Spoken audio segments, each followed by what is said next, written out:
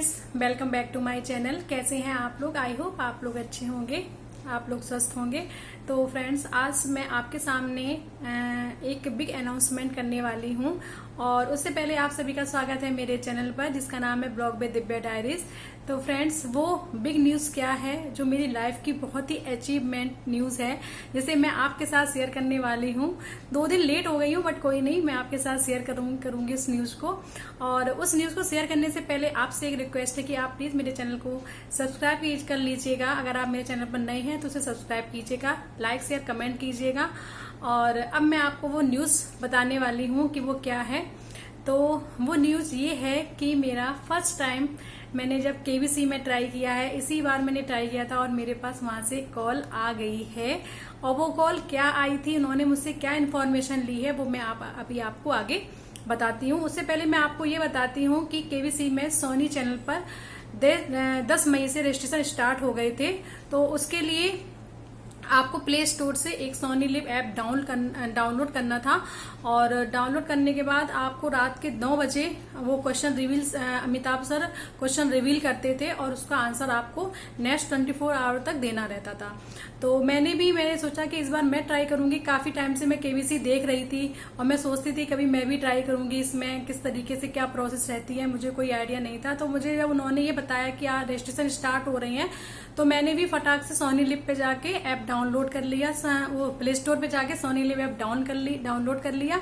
और उसके बाद मैंने उसको जो रात के 9 बजे मैं जो सर रिवील करते थे क्वेश्चन को, उसका आंसर मैं सोनी लिव के थ्रू दे दिया करती थी। जैसे ही आप टीवी पे सोनी चैनल पे जो आंसर सर देते थे वो तुरंत आपके ऐप पर भी आ जाता था और उसका आपको तुरंत ही आंसर देना रहता है। तुरंत दो या मतलब 24 घंटे का टाइम रहता है, आप दे सकते हो। तो मैं कंटिन्यू 10 मई से लेके कंटिन्यू मैं 20 मई तक क्वेश्चन के आंसर देती थी। और मुझे ये नहीं पता था कि रजिस्ट्रेशन के लिए एक क्वेश्चन का आंसर देना है या 2 का देना है, जो भी देना है मैं कंटिन्यू देती थी। मुझे कोई इसके बारे में नॉलेज नहीं थी। टाइमिंग कभी अप्स एंड डाउन हो जाती थी, कभी 9 बजे दे पाती थी, कभी और लेट हो जाती थी। तो लेकिन उसमें ये था कि मैंने स्किप एक भी दिन नहीं किया था। मैंने सारे क्वेश्चंस के आंसर सोनी लिव ऐप के थ्रू मैं दे दिया करती थी।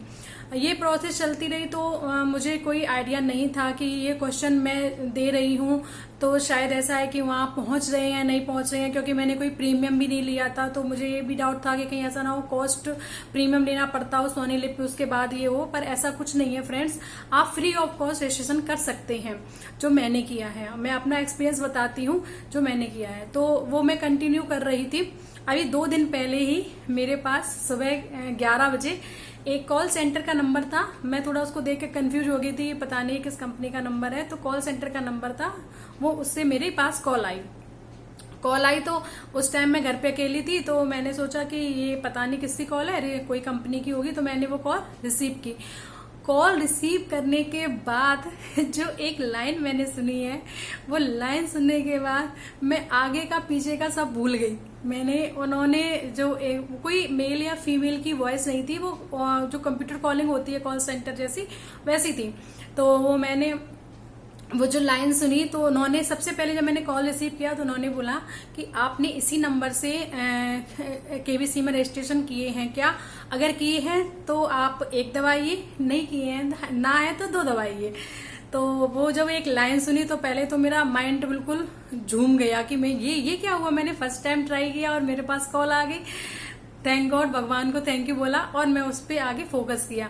तो जैसे ही इन्होंने बोला तो मैंने कि उसी नंबर से किया था, तो मैंने उस पर एक दबा के उसको रिप्लाई कर दिया। उसके बाद उन्होंने मुझसे कई जो मेरी बेसिक इन्फॉर्मेशन रहती हैं वो उन्होंने मुझसे पूछी, जैसे कि आपकी एज क्या है, एज को आपको कीपैड पे टाइप करके भेजनी रहती है। जैसे आपकी जो भी एज है उसको आप कीपैड से टाइप करके उसमें आपको भेजना रहता है। सेकंड, उन्होंने मुझसे पूछा था कि आप मेल हैं या फीमेल हैं। तो मेल है तो 1 दबाइए, फीमेल है तो 2 दबाइए। तो सेकंड ऑप्शन को मैंने क्लिक कर दिया था। उसके बाद उन्होंने मुझसे पूछा कि आप जॉब करते हैं या हाउस वाइफ हैं या जो भी है, डॉक्टर हैं, वकील हैं, जो भी आपका है। तो वो मैंने उनको रिप्लाई कर दिया था कि मैं जॉब नहीं हूँ, मैं हाउस वाइफ हूँ। अदर में आता था इसका ऑप्शन, तो मैंने 4 नंबर अदर का था, तो मैंने 4th उस पे कीपैड से भेज दिया था। उसके बाद उन्होंने पूछा कि आप ग्रेजुएट हैं या नहीं है, तो मैं ग्रेजुएट थी, तो ग्रेजुएट के लिए भी उन्होंने ऑप्शन दिए थे। वो इस तरीके से आप बेसिक इन्फॉर्मेशन जो रहती है आपकी वो आपको देनी रहेगी।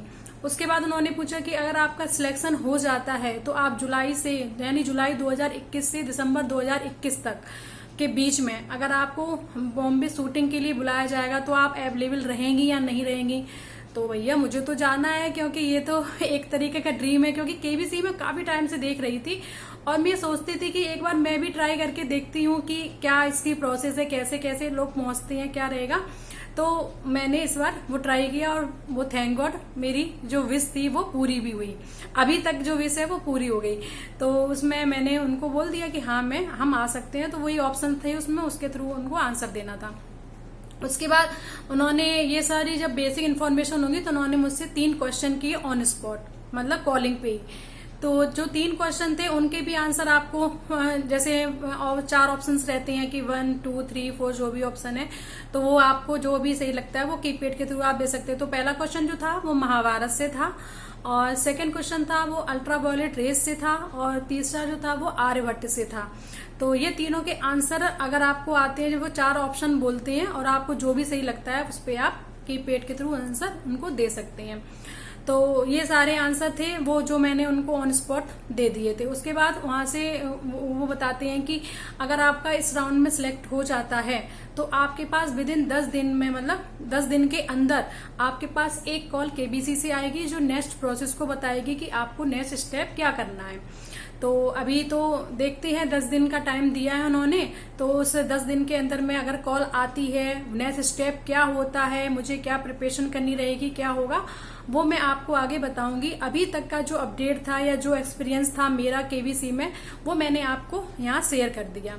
तो अब हम देखते हैं कि कॉल आती है कैसा क्या रहता है, उसके लिए प्रिपरेशन करनी रहेगी, क्या वो बताते हैं, किस तरीके से आगे उनकी जो प्रोसेस रहती है वो होती है, देखते हैं। तो फ्रेंड्स अब तक का तो एक कहते हैं बहुत बिग अचीवमेंट रहा मेरे लिए कि मैंने फर्स्ट टाइम ट्राई किया और फर्स्ट टाइम केबीसी से मेरे लिए कॉल आई है।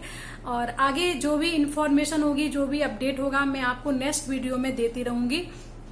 तब तक के लिए फ्रेंड आपसे मैं एक गुजारिश करना चाहती हूँ कि आप प्लीज मेरे लिए प्रे करें कि मैं सेकेंड राउंड में जो भी उनका हो वो मैं क्वालिफाई करके, और जो भी एक्सपीरियंस होगा उसके लिए भी मैं दूसरा वीडियो बनाऊंगी कि उसमें क्या उन्होंने कैसे क्या है या जो भी रहता है वो मैं सब आपको इन्फॉर्म करूंगी। और रजिस्ट्रेशन से संबंधित अगर कोई क्वेरी है आपको तो आप प्लीज मुझे कमेंट सेक्शन में कमेंट करके बताइएगा, तो मैं उसके आपको आंसर दे दूंगी। तो मैं आपसे यही दुआ करूंगी, आपसे यही रिक्वेस्ट करूंगी, आप प्लीज मेरे लिए दुआ करें कि मेरा ये जो सेकेंड राउंड है वो भी मैं अच्छे से क्वालिफाई कर पाऊं और आपको मैं अपडेट करूं कि उसमें क्या था, कैसे था या क्या प्रोसेस थी। तो तब तक के लिए फ्रेंड्स थैंक्स फॉर वॉचिंग। मेरा वीडियो देखने के लिए आपको बहुत बहुत धन्यवाद। और घर में सुरक्षित रहिए, सेफ रहिए और सबका ध्यान रखिए, अपना भी ध्यान रखिए। Bye bye.